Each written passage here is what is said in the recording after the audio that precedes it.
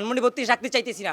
এখান থেকে শুরু, এখানেই শেষ। আওয়ামী লীগের যারা এখন আমাদের বাংলাদেশে আছেন চিপা চাপায়, গর্তে যদি লুকায়ও থাকেন, আপনারা যেইখানে থাকেন সেইখান থেকে উঠে হলেও আপনাদের আমরা জীবিত না মৃত একবারে মেরেই ফেলবো। ডেইলি স্টারকে ভাঙা, তারা বলতেছে মব সৃষ্টি করতেছি। 32 নম্বর ভাঙাও বলেছিল, কিন্তু আমরা মব সৃষ্টি করতেছি। তোমাদের কাছে যদি এটা মব হয়ে থাকে, আমরা এই মব করতেই রাজি আছি।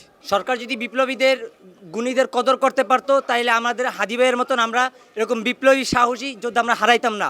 পদক্ষেপ না নেয়, তাহলে আমরা ভবিষ্যতে আমরা আরও এরকম বিপ্লবী হারাইতে পারি। হাদি ভাইয়ের যে খুনি, তাকে একবার অস্ত্র সহ ধরা খাইছে, ধরা খাওয়ার পরে তাকে কয়েক মাস জেলে রেখে আবার তাকে জামিন করিয়েছে। সেই সন্ত্রাসী আবার হাদি ভাইকে গুলি করেছে এবং সেই সন্ত্রাসী প্রশাসনের নাকের ডগার সামনে দিয়ে গুলি করে তারপরে দেশ ত্যাগ করেছে, সীমান্ত থেকে বের হয়ে গেছে। তো আমাদের প্রশ্ন, আমাদের যে প্রশাসনের ভাইরা কি করতেছেন?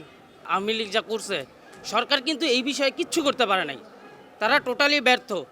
এখন হাদি ভাইয়ের মৃত্যুতে আমরা আমাদের ক্ষোভ, আমাদের লালসা, আমাদের যা আছে সেইটাই আমরা এটার উপরে প্রুভ করতেছি। আমরা আওয়ামী লীগ পেতেছি না, আওয়ামী লীগ চাইলেও আমরা পাবো না। আমাদের বাংলাদেশে কোনো মতে যেন আওয়ামী লীগের দূষর আর কোনো দিন ঠাঁই না নিতে পারে, সেই ব্যবস্থা করুক আমাদের সরকার, এটাই আমাদের অনুরোধ। আজকে আসার কারণ হলো হাসিনা এবং তার দূষর যারা আছে, তারা এটাকে আমরা যেরকম পশ্চিম কেবলাকে আমরা যেরকম সেজদা করি, তারা এই 32 নম্বর থেকে বাংলাদেশের যত স্বৈরাচারী কাজ আছে সমস্ত স্বৈরাচারী কাজ পরিচালনা করছে।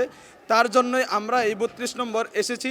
একদম নিশ্চিহ্ন করে দিব এই 32 নম্বরকে, আমরা কোনোভাবেই করতে দেওয়া হবে না।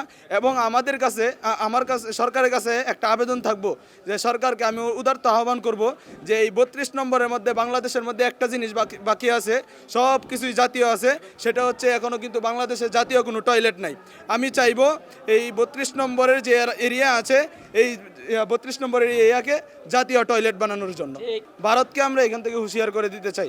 অনেকেই আছে ভারতের তাবেদারি করতেছে আমাদের এখানে থেকে, অনেকেই আছে প্রথম আলো ভাঙায় তারা খুব রাগ প্রকাশ করেছে। তারা আমাদেরকে বলছে আমরা মব সৃষ্টি করতেছি, এবং ডেইলি স্টারকে ভাঙা, তারা বলতেছে মব সৃষ্টি করতেছি। 32 নম্বর ভাঙাও বলেছিল, কিন্তু আমরা মব সৃষ্টি করতেছি।